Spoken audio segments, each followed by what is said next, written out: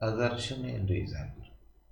UP board की 2026 की परीक्षा में कथन और कारण पर आधारित प्रश्न पूछे जाएंगे। तो कथन और कारण पर आधारित प्रश्नों में आपको पता लगाना पड़ेगा कि कथन और कारण क्या दोनों सही है, क्या दोनों में से एक सही है, क्या दोनों गलत है, या फिर अगर दोनों सही है तो क्या कारण कथन की सही व्याख्या कर रहा है कि नहीं कर रहा है। मतलब यहाँ 4 ऑप्शन का प्रयोग होगा। एक ऑप्शन ए है, ये कथन और कारण दोनों सही है और कारण कथन की सही व्याख्या करता है, तब ऑप्शन ए का प्रयोग करेंगे। या फिर परीक्षा में अगर रोमन में दिया है फर्स्ट सेकंड थर्ड, तो फर्स्ट सेकंड थर्ड का प्रयोग करेंगे। दूसरा सेकंड है ऑप्शन या फिर बी है, इसका तब प्रयोग करेंगे जब व्याख्या नहीं करता।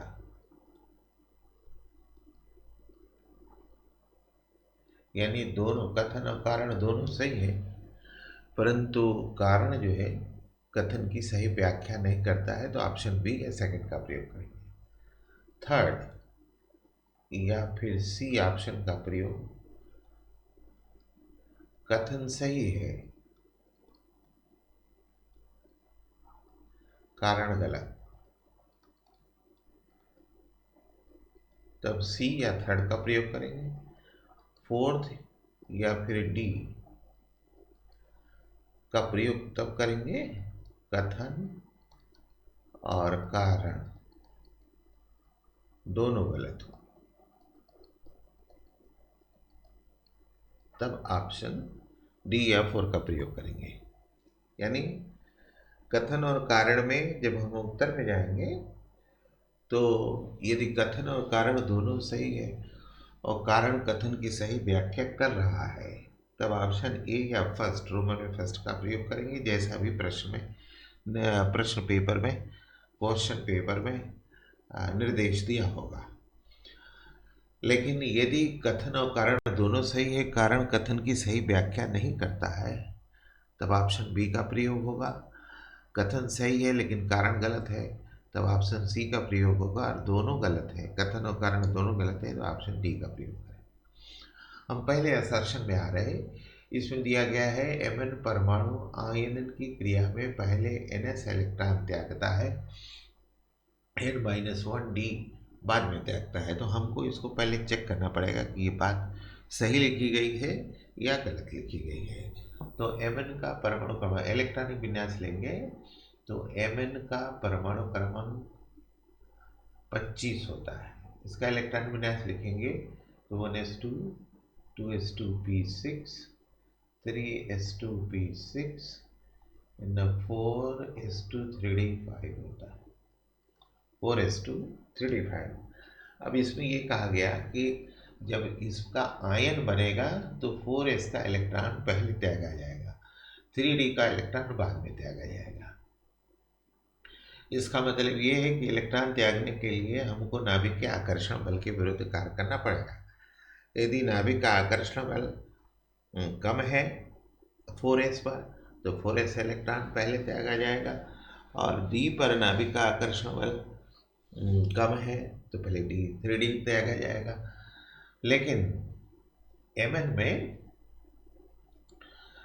ये 4s ये बाह्यतम कोश है, 4s ये बाह्यतम कोश है। बाह्यतम कोश होने के कारण इस पर नाभिक का आकर्षण बल कम होगा।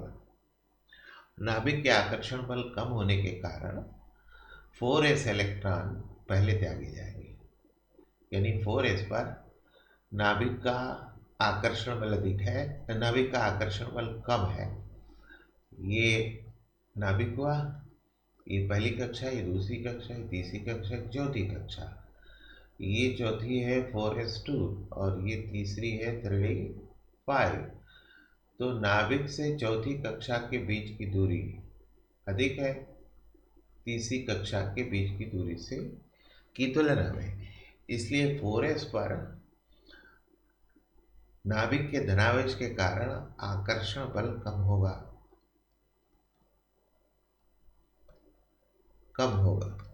इसीलिए यहाँ से इलेक्ट्रॉन पहले त्यागा जाएगा। इलेक्ट्रॉन त्यागना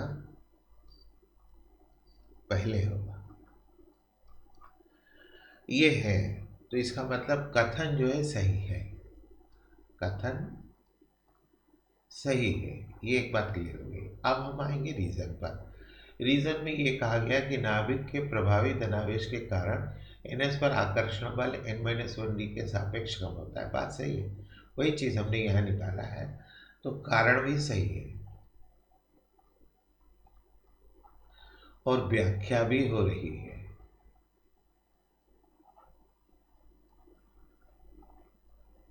इसका मतलब हमारा जो आंसर होगा वो ऑप्शन ए या फर्स्ट, जैसा भी क्वेश्चन पेपर में निर्देश होगा वो हम लिखेंगे। तो ये हमारे पहले कथन और कारण का आंसर हुआ। हम दूसरे प्रश्न में आ रहे हैं। दूसरे प्रश्न में दिया गया है Zn डबल प्लस प्रतिचुंबकीय है और कारण उसका दिया गया 4s इलेक्ट्रॉन त्यागने के कारण Zn डबल प्लस बनता है। तो इसके लिए भी हम पहले ये पता लगाएंगे कि Zn डबल प्लस प्रतिचुंबकीय जो बात लिखी गई है ये सही है या गलत। इसके लिए हम इलेक्ट्रॉनिक विन्यास Zn का करेंगे। इसका परमाणु क्रमांक 30 है, 1s2, 2s2p6, 3s2p6, 4s2 3d10। ये है इसका इलेक्ट्रॉनिक विन्यास। तो प्रतिचुंबकीय का मतलब हमारे पास दो चुंबकीय गुण हैं, दो चुंबकीय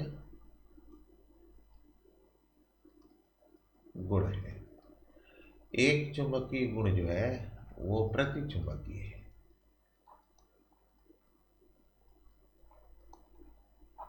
और दूसरा जो है अनुचुंबकीय है।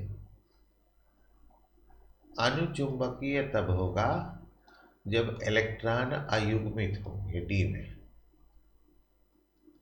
इलेक्ट्रॉन अयुग्मित होंगे। और प्रतिचुंबकीय जब होगा जब इलेक्ट्रॉन युग्मित होंगे। यानी अगर इलेक्ट्रॉन युग्मित है तो वो प्रतिचुंबकीय होगा, इलेक्ट्रॉन अयुग्मित है तो अनुचुंबकीय होगा। तो अब हमको Zn डबल प्लस की स्थिति देखनी पड़ेगी। दो इलेक्ट्रॉन त्यागा गया, ये 4s के दोनों इलेक्ट्रॉन त्याग जाएंगे। तो अब हमको मिलेगा 1s2, 2s2p6, 3s2p6, d10। ये d है 5 कक्षा, 1 2 3 4 5। इसमें कुल 10 इलेक्ट्रॉन है, 1 2 3 4 5 6 7 8 9 10। सभी इलेक्ट्रॉन युग्मित है, सभी इलेक्ट्रॉन युग्मित है और इसी कारण यह प्रतिचुंबकीय है। मतलब हमने जो तय किया कि जो हमारा कथन है वो सही है, यानी कथन सही है। दूसरी चीज दी गई, कारण में दिया गया कि 4s इलेक्ट्रॉन त्यागने के कारण Zn डबल प्लस बनता है। तो ये बात सही है, 4s2 का दोनों इलेक्ट्रॉन त्याग दिया गया, त्यागने के कारण Zn पर 2 धनात्मक आवेश आया। तो ये बात सही है, कारण भी हमारा सही है। लेकिन मेन बात जो लिखनी चाहिए वो ये है कि प्रतिचुंबकीय क्यों है। प्रतिचुंबकीय इसलिए है कि इलेक्ट्रॉन इसमें युग्मित है। ये बात कारण में नहीं दी गई, यानी इसका मतलब हमारा कारण तो सही है लेकिन यह कथन की व्याख्या नहीं कर रहा है, कथन की व्याख्या नहीं करता है। कथन सही है, कारण भी सही है, लेकिन कारण जो है कथन की सही व्याख्या नहीं कर रहा है। इसीलिए जो हमारा आंसर आएगा यहाँ वो बी आएगा, या फिर सेकेंड और रोमन में जैसा भी क्वेश्चन पेपर में निर्देश होगा। ये हमारा दूसरा होगा। अब हम तीसरे पर पहुंच गए। तीसरे में दिया गया है जिंक, कैडमियम, मरकरी संक्रमण धातु नहीं है। तो अब हमको ये पता लगाना पड़ेगा कि कथन हमारा सही है कि नहीं है। इसमें संक्रमण धातु की बात कही गई है ना। तो संक्रमण धातु के लिए एक शर्त है। संक्रमण धातु के लिए शर्त है। शर्त क्या है? शर्त ये है कि डी जो होगा, डी में अयुग्मित इलेक्ट्रॉन होंगे या डी आंशिक रूप से भरा होगा। आंशिक रूप से भरा हुआ, यानी पूर्ण रूप से नहीं भरा है, आंशिक रूप से भरा है। चाहे उसकी मूल उदासीन परमाणु अवस्था हो, चाहे उस धातु की आयनिक अवस्था हो, दोनों में से किसी भी अवस्था में अगर डी आंशिक रूप से भरा है तभी वो संक्रमण धातु होगा, और अगर ऐसा नहीं है तो वो संक्रमण धातु नहीं होगा। अब जिंक की दो अवस्था होती है, मूल उदासीन परमाणु और Zn+। कैडमियम की दो अवस्था होती है, Cd मूल उदासीन परमाणु, Cd+। मरकरी की तीन अवस्था होती है, एक उदासीन अवस्था और उसकी दो आयनिक अवस्था होती है, Hg+ और Hg+। जिंक का जो हम इलेक्ट्रॉनिक विन्यास देखते हैं तो ये मिलता है 4s2 3d10। आयनिक अवस्था में ये 4s0 3d10। कैडमियम में 5s2 4d10। Cadmium double plus में 5s0 4d10। Hg80 होता है 6s2 4d10। Hg single plus में 6s1 4d10 और यहाँ Hg डबल प्लस में 6s0 5d10। 6g0 5d10। ये बात हम ये कह रहे हैं कि डी आंशिक रूप से भरा होना चाहिए। अब आप यहाँ देखिए कि जिंक का चाहे मूल उदासीन परमाणु या आयनिक अवस्था, दोनों में जिंक डी पूर्ण रूप से भरा हुआ है। यहाँ भी ये पूर्ण रूपेण भरा हुआ है। इसका मतलब ये हुआ कि जो संक्रमण धातु होने की शर्त है उसका पालन नहीं है। इसका मतलब ये है कि जिंक, कैडमियम, मरकरी संक्रमण धातु नहीं है, यानी हमारा कथन सही है। कथन सही है। अब कारण जो इसमें दिया गया उसको हम तय करेंगे कि कारण सही है या नहीं सही है। कारण ये कहा गया कि जिंक, कैडमियम, मरकरी की उदासीन या आयनिक अवस्था में डी में अयुग्मित इलेक्ट्रॉन नहीं होते। किसी में भी डी में अयुग्मित इलेक्ट्रॉन नहीं है, यानी कारण भी सही है। कारण भी सही है। ठीक है, कथन भी सही है, कारण भी सही है। और फिर क्या ये व्याख्या कर रहा है कि नहीं? तो अब उसमें अगर कारण में एक सेंटेंस बढ़ा दिया जाता कि अयुग्मित इलेक्ट्रॉन नहीं है, इसी कारण ये संक्रमण धातु नहीं है। ठीक है, तो हम व्याख्या मान लेते कि सही है। तो अगर इतना नहीं भी लिखा जाता है तो हम मानेंगे कि व्याख्या सही है।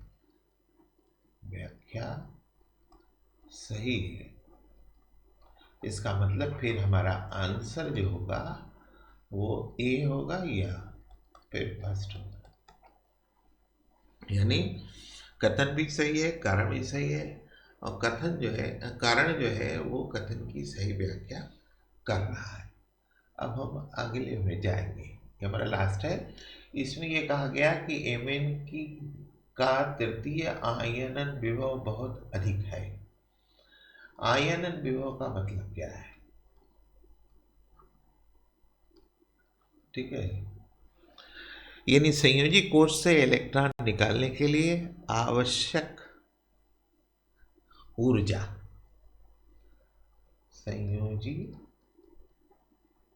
कोश से इलेक्ट्रॉन निकालने हेतु आवश्यक ऊर्जा, यही आयनन विभव कहलाता है। तो आयनन विभव कब अधिक होगा, कब ऊर्जा अधिक चाहिए? ठीक है, तो इसकी दो अवस्था है, या तो इलेक्ट्रॉनिक विन्यास स्थायी हो या अस्थायी हो। इलेक्ट्रॉनिक विन्यास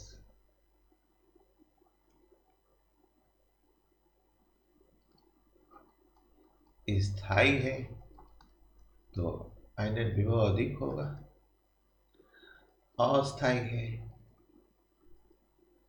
तो आयनन विभव कम होगा। यानी ये अष्टक पूर्ण है या फिर कोश पूर्णता भरे हैं तो ये स्थायी होगा, और अगर ऐसा नहीं है तो अस्थायी होगा। तो Mn के इलेक्ट्रॉनिक विन्यास पर चलते हैं। परमाणु क्रमांक 25, 1s2 2s2p6 3s2p6 and 4s2 ये भरा हुआ है। ये 8 है, ये 2 इलेक्ट्रॉन है, ये 8 इलेक्ट्रॉन है, ये 8 इलेक्ट्रॉन है, ये पूर्ण है, और ये अर्धपूर्ण है। डी में 5 कक्षक है, 1 2 3 4 और ये 5, 1 2 3 4 5, ये पांचों इलेक्ट्रॉन यहाँ, ये अर्धपूर्ण है। अर्धपूर्ण होने के कारण स्थायी है, और स्थायी होने के कारण आयनन विभव अधिक होगा। आयनन विभव अधिक, लेकिन यहाँ तृतीय आयनन विभव की बात कही गई। तृतीय का मतलब हम इसमें से एक इलेक्ट्रॉन निकालें तो ये 4s1 हो जाएगा, फिर इसमें से एक इलेक्ट्रॉन निकालें तो ये प्रथम आयनन विभव हो गया, फिर इलेक्ट्रॉन निकाल लें तो 4s0 हो जाएगा, ये द्वितीय आयनन विभव हो गया। अब तृतीय आयनन विभव के लिए हमारे पास मिला 3d5 तृतीय। अब ये स्थायी है, अर्धपूर्ण स्थायी है, और इसी कारण आयनन विभव अधिक है। इसी कारण आयनन विभव अधिक है। इसका मतलब हमारा जो कथन है वो सही है। अब हम कारण पर आएंगे। Mn++ में D अर्धपूर्ण है, बात सही है, यानी कारण भी सही है, और अर्धपूर्ण होने के कारण ही इलेक्ट्रॉन निकालने के लिए अधिक ऊर्जा की आवश्यकता पड़ेगी, इसीलिए आयनन विभव अधिक होगा, यानी व्याख्या भी सही है। इसीलिए हमारा जो आंसर होगा वो ए या फर्स्ट होगा। तो ये स्थिति रही। इसके आधार पर हम कथन और कारण वाले प्रश्नों के उत्तर आसानी से दे सकते हैं। That's all.